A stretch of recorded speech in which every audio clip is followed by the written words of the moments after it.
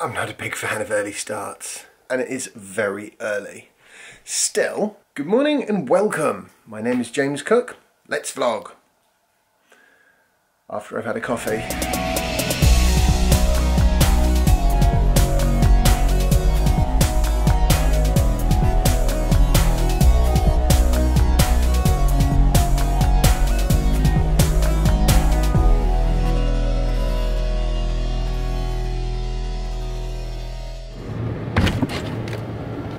Hello, Mark. Hello, mate. How are you doing?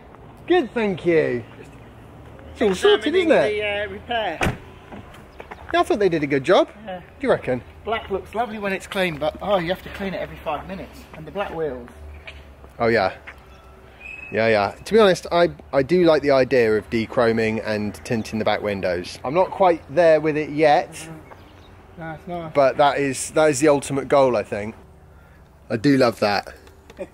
So I've just done 120 miles in my car. I've still got 88 miles of range left, which is not bad going. It was only charged to 90% this morning. So, yeah, this car is awesome. And I am going to do a sort of review of older Teslas, I think. Yeah, sort of try and work out whether you'd be better off buying a 6-year-old Model S or a brand spanking new Kona or e-Niro or something like that. I think that's the sort of the question that I want to get to. And you know what, honestly, I'm not 100% sure which way I'll sort of fall on that one. However, today what I want to talk about is the MCU, not the MCU in this car, because this is my pre-autopilot car. It's got an MCU1 in it. No. I want to talk about the MCU that's in that car, because it came with an MCU1 and it now has an MCU2. But what is an MCU, I hear you ask? It is a media control unit. Effectively, it's the big screen in the middle on a Tesla, and it's the computer that runs that screen. As I understand it, there are a few different kinds of MCU out there in the world. There's the sort of pre-autopilot ones, which are basically MCU1s, I believe. Then you've got the sort of the autopilot MCU1s. I don't know if there's a hardware difference between the two. I'm not sure. What I do know is I can't upgrade mine to MCU2, but Autopilot 1 and 2 cars, they can. But why would you want to for that? Let's ask Mark. Hi, Mark. Hi, how you doing? So why did you upgrade the MCU in your car? Oh, and also, while we're on the subject, what did they change on the car? I had MCU1, which gave me, at the time when I bought the car, I thought, fantastic, you know, infotainment. But then when AP 2.5 came out and MCU2 came out, I realised I was rather lacking Netflix, lacking YouTube, and a snappier feel to the whole experience. So I had 2 sets of alloys on referral. I don't need 2 sets, so I sold 1 set, and the cost that I paid for the MCU2 was the price that I sold the alloys for, the arachnids. So to me, it didn't actually cost me anything. So it was an easy decision to make. Now, as I understand it, there has been some trouble with MCU1s because they basically have, I think it's an 8GB flash memory chip soldered onto the daughter board, I believe it is. Yeah. And then what happens is, flash memory, you've only got so many read-write cycles, and so what happens is that wears out over time. Now, I'm hoping that won't be an issue with my car, because being a pre-autopilot car, it doesn't really log much. It doesn't have the cameras, it doesn't have the ultrasonic sensors. So I think, my understanding is that not only is the footprint of the installed operating system less, but the actual data that it has to back up and store and log and send off to the Tesla mothership to improve autopilot, it doesn't do any of that. However, the Autopilot 1 cars have the same 8GB chip, same size, but they do all of that logging. So that has led to quite a few of these memory chips wearing out, which isn't ideal. And I believe that was part of the reason why you decided it might be worth upgrading your MCU and then getting not only the bigger chip, but also all the other bells and whistles. So I was having MCU issues, definitely. Or I thought they were. I had the car looked at by Tesla in Milton Keynes, and they tried some new technique, which definitely cured the issues. So I don't know what they did. They won't tell me what they did, obviously, but they said it was one of the first ones to have this new process applied to it. And it cured my issues, but it wasn't a problem for me because, one, I'm still under warranty, and two, I always knew I'd be upgrading to MCU2 as soon as it became available. So I wasn't overly concerned. I'm glad I upgraded because it future-proofs me. I've now got a 64 gig chip in it instead of an 8 gig. I've got a totally different processor. I've got way better experience when the map is scrolling down the screen. When you're driving along with MCU1, the map goes in steps. It's a 60 frames per second experience now, so it's nice and smooth. I've also got Netflix and YouTube when I'm charging, which is dead handy. Drawback, I've lost the FM and digital DAB radio. Bit of a shame, but I don't listen to sport, which I think is most of what FM is there for.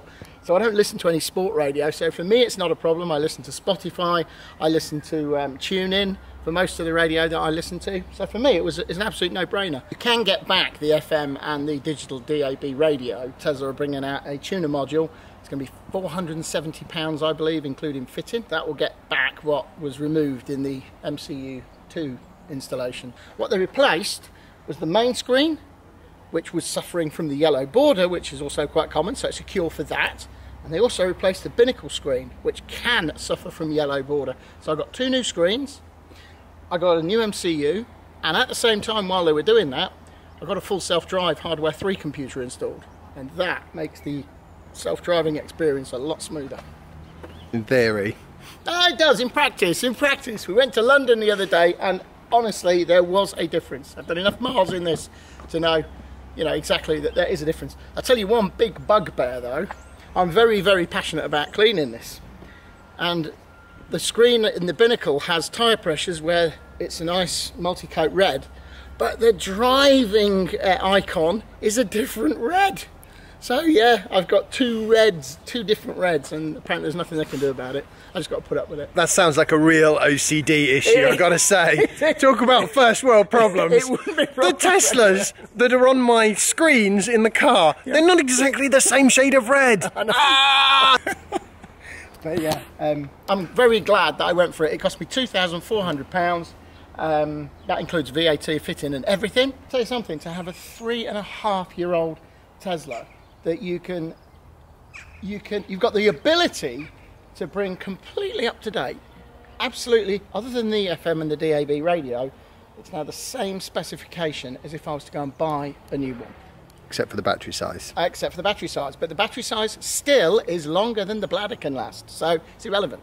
Yeah, absolutely. As somebody with an even slightly smaller battery, I can vouch for the fact that a bigger battery is not something I'm desperate for. Yeah. It was a little bit tight with the Audi, in particular because I didn't have access to the superchargers. The Model X, I would have preferred another 10-20 miles of range, but I could have just, if I was going to keep it, I could lease the car so that I'm handing it back after a number of years.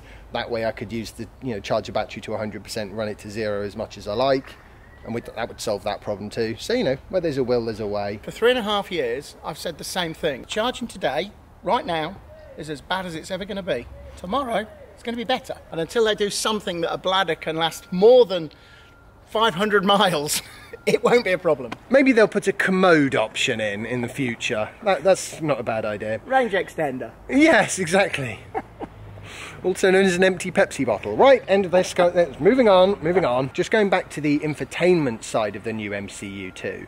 I do suspect that the updated version of Model S and X, which I'm expecting to be announced fairly soon, because I think it's about that time, I'm fully expecting it to have a landscape central screen. Yeah, because otherwise, and I noticed this when I had the Model X, I watched a few little videos on YouTube while I was waiting to pick Jasper up from school, and when I went to go see the Model 3 Performance, I also had a bit of a look at sort of, a couple of YouTube videos on that central screen, and the difference is huge. With the central screen in in a Model S or an X, at the moment, you might as well put your phone on the dash and just play it through Bluetooth out of the car's speakers, because you get more or less the same effect. Because it's just not enough screen real estate. Whereas compared to the Model 3, that seemed like the premium car, which is not the right way round. And I'm quite confident that they will want to fix that. And if they turn this screen round to landscape, then they're going to redo the whole interior. And if they're going to redo the interior, I'm pretty sure they're going to redo the outside too. So I'm expecting quite a big change in Model S and X in the pretty near future. One issue that has arisen is because the data provider on the MCU2 here is Spanish, I can't play any iPlayer or ITV Hub, any television catch-up won't play because it thinks I'm in Spain. It constantly says you can only use this if you're in the UK. Tesla have always had issues with that. I remember right at the beginning, I think my car still thinks it's in Spain, and the Model X that I had was absolutely adamant that it was in the Netherlands from a data point of view, geolocation. It's they obviously just get cheap deals from EU SIM card providers, I guess. That was fun, and although I feel a little sad because I'll never see MCU2 in my car, I am also quite pleased that Tesla do offer that upgrade, keep it current option to existing owners for the most part, because I think that's one of the things I love about electric vehicles and my car and Tesla's from an ethos point of view is we shouldn't have to throw away an old car every few years and buy a new one in order to have the latest and greatest of everything, especially not with an EV. What they should do is they should make it much more like buying a house. You know, you buy it, you've got it then for however many years, and if you have it long enough, every car becomes cheap.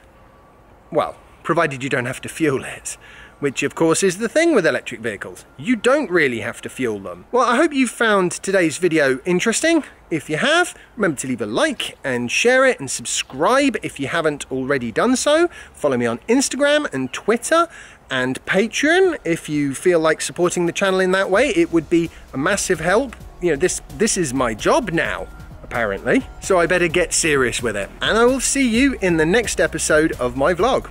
Bye! Hello Mark. So, actually, can I just turn you around a bit, because we need the sun more on the face and less on the back of the head.